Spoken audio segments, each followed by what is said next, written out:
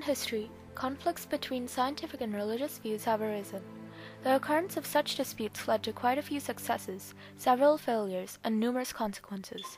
One such contentious issue was, and still is, the debate between creationism and evolution. This polemical issue was first developed when Charles Darwin, the great English naturalist of his time, first introduced the idea of evolution. In the 1800s, around the time of the idea's arousal, religious orthodoxy declared that organisms were created by some divine entity. This idea, known as creationism, was quite contrary to evolution, since it implies the existence of a supernatural being rather than a natural phenomenon. Thus, since Darwin's idea of evolution was fairly new during the 1800s, revolutionary clashes were bound to occur between the two controversial ideas.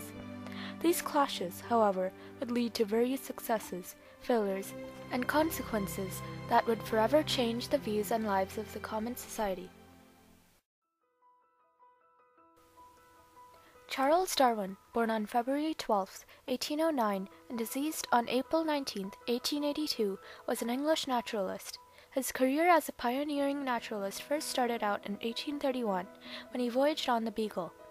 Darwin had been offered the position of captain's companion on the HMS Beagle, which was a ship that would chart the coasts of South America, and would eventually go around the world. However, Darwin ended up becoming more like the naturalist of the ship rather than the captain's assistant, since he would collect small animals, plants, fossils, and other such objects. Also, Darwin wrote accounts of the voyage, taking notes of the various organisms he would see. His experiences on the Beagle were crucial in his lifelong research, since they would establish a basic foundation for his understanding of life science. After coming back from the voyage in 1836, Darwin came across Lyell's publication called Principles of Geology. Reading this publication intrigued Darwin and was the basis of his famous theory of evolution. In Principles of Geology, Lyell proclaimed that the Earth changes over long periods of time. Darwin's realization of change over time was the quintessential component in the derivation of his theories of natural selection and evolution. In 1859, after writing his first essay on natural selection, Darwin published The Origin of Species. The Origin of Species detailed Darwin's radical theories of evolution and natural selection, and included significant evidence supporting the ideas. This would be the last straw for the oppressive believers of creationism. The Origin of Species would be the first crude awakening of a great dispute. After the publication of The Origin of Species, many scientists worldwide considered the idea of evolution.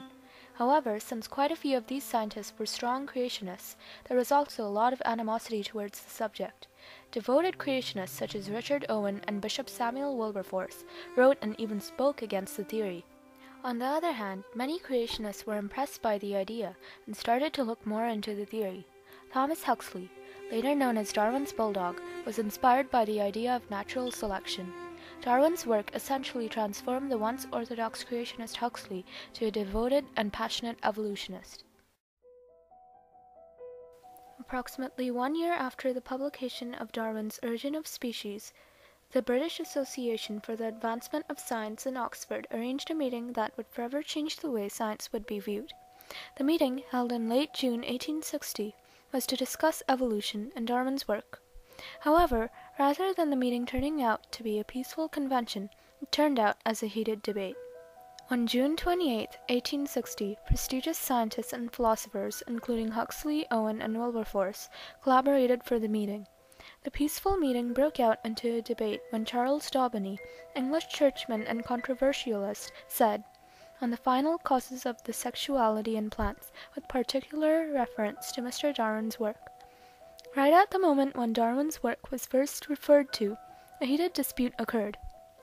Richard Owen and Samuel Wilberforce defended creationism, arguing against the idea of evolution.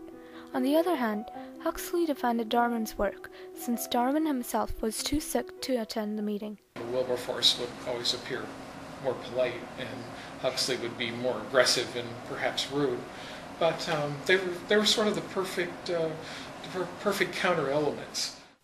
Owen, who was also a famous naturalist of his time, supported creationism during the debate by providing an anatomical argument which he had presented previously before. Owen argued and claimed that the brain of the gorilla was more different from that of man than from that of the lowest primate, particularly because only man had a posterior lobe, a posterior horn, and a hippocampus minor. By this statement, Owen argued that it would have been impossible for humans to have had evolved, since not many similarities between gorillas and humans are evident. However, Huxley was strongly against Owen's procreationism conclusion, since he had thorough research proving against it. Huxley denied altogether that the difference between the brain of the gorilla and man was so great, quite contrary to Owen and Wilberforce's thinking. Although the argument on June 28th caused much uproar regarding evolution and creationism, Bishop Samuel Wilberforce, also known as Soapy Sam, planned to speak out against Darwin's work at the meeting on June 30th. Since Wilberforce was one of the most influential speakers of his day, it was almost certain that his argument on the 30th would affect the views of quite a few people. The discussion over the evolution-creationism issue was chaired by John Henslow, who was Darwin's former mentor at Cambridge. Owen had been suggested to chair Henslow for the discussion, since it may perhaps make Darwin's defeat seem more complete. At the meeting, many famous scientists and speakers were invited to speak, including John Draper, Benjamin Brodie, and, of course, Samuel Wilberforce. At the meeting, Wilberforce criticized Darwin's work on scientific grounds and argued that there was no evidence proving the validity of evolution. He had some valid arguments for Darwin to consider that even Darwin, it gave Darwin pause, and he had to think about it. Wilberforce strongly attacked Darwin, Huxley, and supporters of evolution by asking Huxley whether it was through his grandfather or his grandmother that he claimed his descent from a monkey.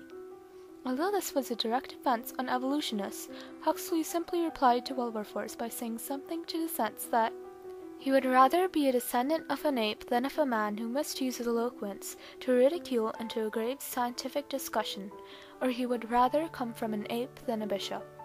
After Huxley and Wilberforce's fiery argument, Captain Fitzroy, who was the captain of the HMS Beagle, spoke about his arguments with Darwin aboard the ship. Fitzroy was a procreationist as well, and was also a key figure in the debate.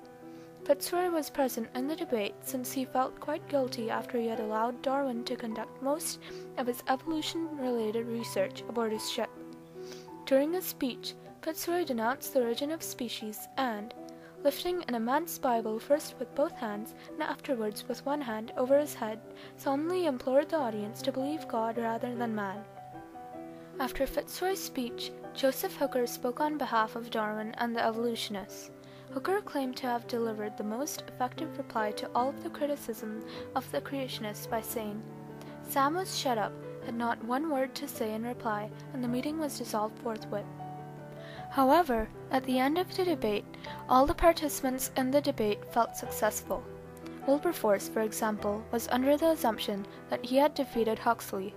On the other hand, Huxley claimed that the debate had gained him popularity at Oxford. The debate encouraged Darwin's supporters by making them feel more defensive and passionate of the theory of evolution. The debate was a great event for both creationists and evolutionists, since it was the ideal confidence booster. The Oxford debate of 1860 was, ultimately, the most impacting debate throughout history. It led to many successes, failures, and consequences, and was key for the advancement of life science, and even the field of science. The debate was a prominent event, since it represented one of the first incidences where religion and science were considered separately. Also, because Darwin's theory was spread worldwide, today the theory of evolution is considered the most important theory in the study of life science. Failures and consequences of the dispute included that the debate had failed to result in a single prominent outcome. However, although the debate did not lead to a single side's victory, the argument was crucial for the advancement and prosperity of the study of life science, and, essentially, science. The Oxford debate of 1860, complete with successes, failures, and even consequences, was surely the God versus man clash of the millennium.